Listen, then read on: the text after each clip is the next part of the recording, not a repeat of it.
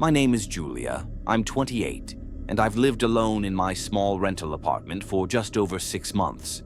The building felt ordinary. Peeling paint around the window frames, a flickering neon sign outside, and walls so thin that I could hear every footstep in the hallway. My unit shared one of those paper-thin walls with an older man named Henry. He never spoke in the lobby, always returned home at odd hours, and left a faint glow from a nightlight even when he wasn't inside. At first, the only strange sounds were the creak of his door, slamming late at night, and the occasional muffled cough drifting through the plaster. I assumed he worked nights, maybe in maintenance or emergency services, and didn't think much of it. Then, about 2 weeks ago, around 2 in the morning, I jolted awake to a soft sob through the wall. It began as a gentle, desperate sound, like someone fighting for breath, then grew into low, ragged sobs and panicked gasps. My heart pounded so hard I thought it might burst. I pressed my ear against the wall, but the crying stopped as suddenly as it began. A few seconds later, I heard bare feet racing across the hallway floor and a door slam so forcefully it rattled my windows. I paced my living room, dimly lit by my bedside lamp. Calling the police felt like an overreaction. I worried they'd dismiss me or laugh it off. Instead, I scribbled a note on a scrap of paper. "I heard you crying last night. The walls are thin.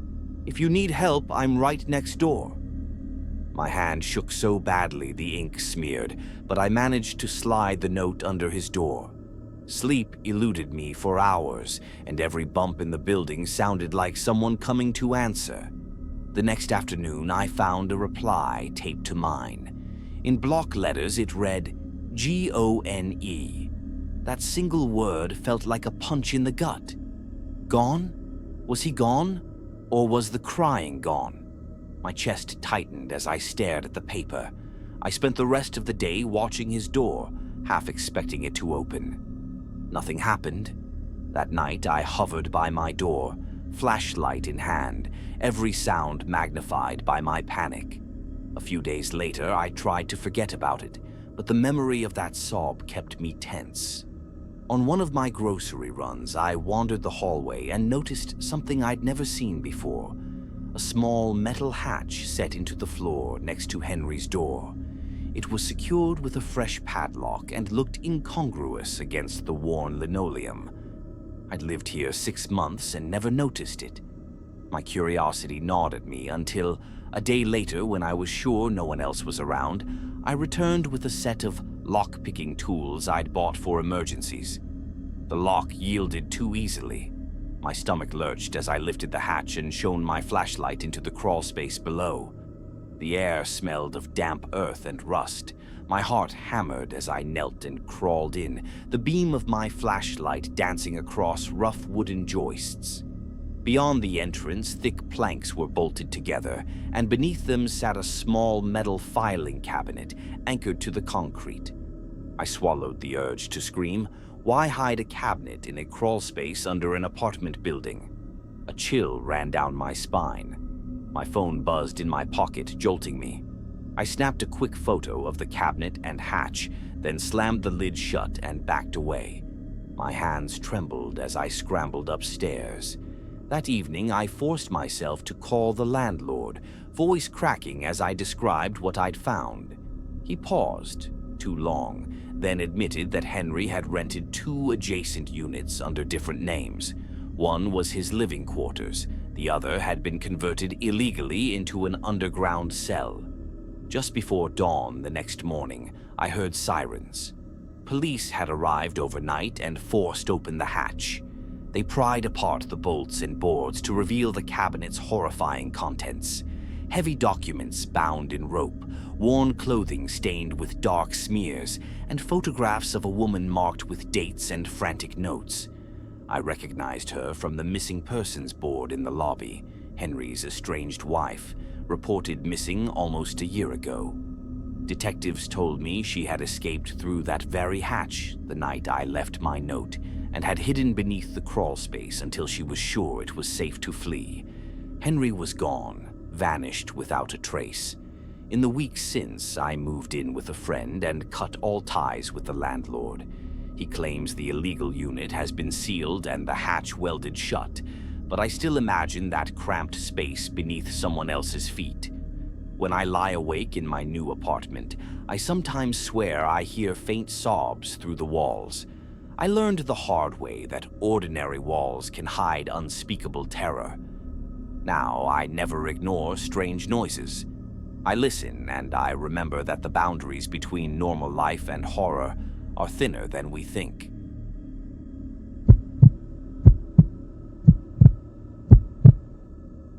I'm 25 years old and in desperate need of a change when I stumbled upon the rental ad, a bargain-priced fourth-floor studio in an aging brownstone just off a quiet city street. The photos boasted original moldings, hardwood floors, and big windows with creaky sashes. The rent was almost too good to be true. When I signed the lease and lugged my boxes up 4 flights of stairs, I felt triumphant. Finally, a space that felt like mine without draining my bank account. The building smelled of old wood and damp plaster, but I told myself it was character. My neighbors seemed polite enough, though I'd barely exchanged more than a quick nod in the lobby during those first few weeks. From the very first evening, I felt a constant thud coming from the narrow hallway closet near my door. I assumed it was the landlord's old pipes or settling floorboards, until I realized the door to that closet was supposed to be locked and unused. Each night around 10 or 11, I'd hear a heavy clunk, like someone lightly banging the floor with a fist. At first, I chalked it up to my imagination, but after 3 consecutive nights, I started losing sleep. I'd pace my tiny studio, heart racing, staring at that closet door, its worn brass doorknob untouched since I moved in. One afternoon, I found a neighbor who mentioned hearing trucks in the alley at odd hours, followed by muffled voices and the distant squeal of sliding metal. She didn't know much, just that the landlord's antique-obsessed friends came and left with large duffel bags strapped to their shoulders.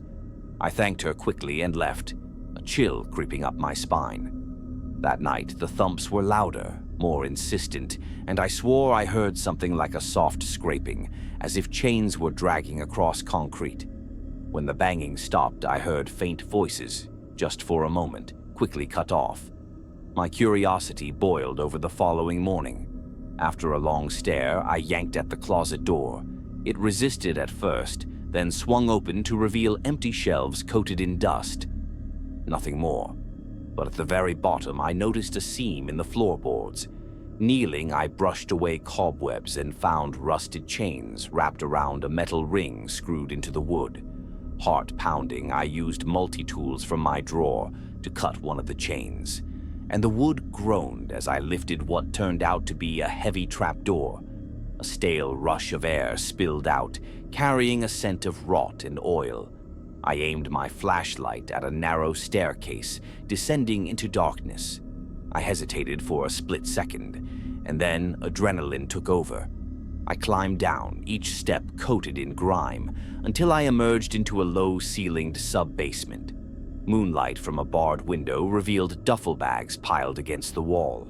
My beam swept across child-sized leather restraints, tranquilizer darts neatly lined on a metal tray, and rows of small steel cages, so empty and yet horrifically suggestive. My stomach lurched and sweat beaded on my forehead as I realized these were not props but evidence. I stumbled backward, nearly tripping over the last step, and that's when I heard movement behind me, something soft scraping on concrete, like a dragging chain. I fled up the stairs 2 at a time, blood pounding in my ears. My flashlight flickered as I slammed the trapdoor shut, hooked the chains back in place, and sprinted to my apartment. Hands shaking, I dialed 911 and gave them the address. By the time I reached the lobby, blue lights were already flashing outside the building. Neighbors peered down from windows as officers poured into the basement. I watched from the staircase as they emerged, carrying evidence bags and unmarked boxes loaded into police vans. It turned out the landlord and two accomplices had been running a child trafficking operation in that basement for months. Detectives uncovered files linking several missing children to those cages and found photographic logs that made my blood run cold. In the days that followed, unmarked vans were impounded, and the entire block buzzed with news crews and gossip.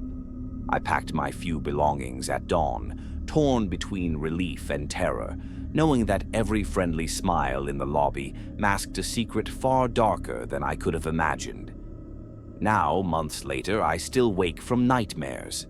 Sometimes I hear faint thumps in my old apartment, even though I moved as far away as I could afford. I can't forget the feel of that trap door, the metallic tang in the air, or the hollow echo of empty cages. The memory sits in my mind like a splinter, reminding me that the world can hide its darkest horrors beneath our feet, and sometimes the cheapest rent comes at a price no one should ever pay. Even now, passing by another old building with squat metal grates under the entryway makes my pulse race, and I can't help thinking there's some dark secret waiting to be uncovered beneath someone else's feet.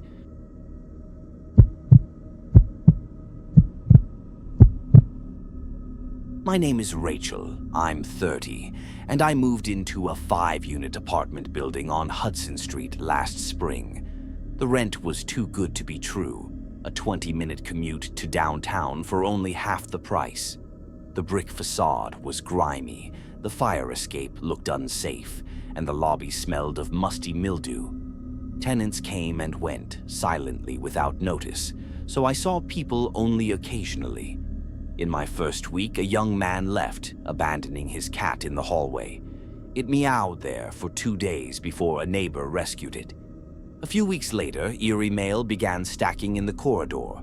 Letters for Leonard Kaplan, Mariana Ruiz, and Mark Sullivan. The dates spanned months. I mentioned the growing pile to the landlord, but he muttered about missed pickups and shut his office door. That evening, I slipped into 3B through an ominous, cracked door and found a packed suitcase, scattered books, and a teddy bear on a chair, like someone vanished mid-packing. That night, I lay awake listening to footsteps above my ceiling, slow like someone pacing with purpose. Then I heard a muffled hum, distant and soft, fading as if the person realized they were overheard. My clock blinked 2:13 a.m. I pressed my ear to the floorboard, but the sound died when I focused on it. I eventually fell asleep but woke with obsessions, spending the next morning Googling apartment 3B and its unknown tenant. Over the next week, my anxiety grew. Utility bills for Mark Sullivan and eviction notices for Tanya Hendricks appeared taped to my door, though neither name showed up in city records. I piled them by the hallway bin, but the stack only grew. Late one night, I noticed a pale figure in a second-floor window, a woman in a dress, staring down without moving. I waved. She stayed perfectly still until I hurried away. I researched the names relentlessly. Leonard Kaplan had moved 4 years ago and left no forwarding address. Mariana Ruiz was a college student who vanished 2 years ago, her case unsolved. Tanya Hendricks had faced a domestic homicide investigation, then disappeared from the system. Articles hinted that bodies were never recovered. I printed the clippings and stared at them across my kitchen counter, heart pounding as the building's secrets unfolded. That evening, my apartment felt cold. The boxes I'd packed for my move felt heavy, fixed to the floor. A low rumble pulsed through the vents, too random for traffic, too consistent for the building's creaks. Passing apartment 3B, I saw its door no longer fit its frame. It sagged at an odd angle, as if forced open from within. Fear settled in my chest. The next afternoon, I confronted the landlord. In the lobby, I rattled off names and showed him my clippings. His expression turned hard, and he leaned in so close I could smell stale tobacco on his breath. "People move," he said quietly. "They come and go. Living buildings have ghosts." He closed his door, leaving me staring at its brass nameplate. That night, I returned late from work, to silence. My key stuck in the lock. Someone had turned it from the inside. When I finally opened the door, I caught movement at the end of the hallway, a dark figure slipping into apartment 4. My blood froze. I called out, but only the building answered with its groans. My door stood ajar, though I was certain I had locked it hours earlier. I didn't wait to investigate. I grabbed my bag, bolted down 4 flights of stairs, and didn't stop until I reached the street. My legs shook as I flagged down a taxi to a friend's apartment. At dawn, I packed my car and moved out, leaving that old building behind me. Now, months later, envelopes still arrive at my new mailbox. Letters addressed to names I've never met, postmarked from Hudson Street. I don't open them. I sometimes drive past the old brownstone, my stomach knotting as I imagine those empty units and the ghosts of forgotten tenants. Every time I hear a floorboard creak or distant hum, my heart leaps. I learned the hard way that ordinary walls can hide the darkest secrets behind their surfaces.